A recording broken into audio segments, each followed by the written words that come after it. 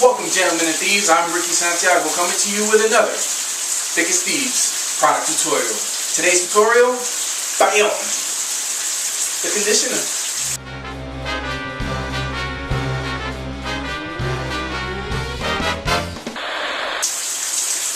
I don't have a towel in here. What is wrong with me? Today's tutorial is the Thickest Thieves hair conditioner. When you use shampoo, you gotta use conditioner next, right? So we decided to use a tub instead of a bottle for this conditioner because the conditioner in here is very thick, very lush, very luxurious. So after you peel the safety lid off, you stick your fingers in and get a little bit of it. You rub it into your hair like any other normal conditioner. It's not going to foam up because it's not a shampoo. It's a conditioner. And you just put it in your hair.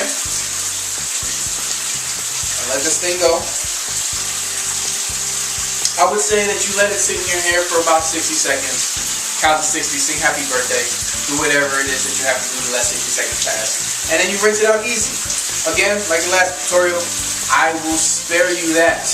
But this is a very simple tutorial, very simple product, very good for you product. This stuff is good.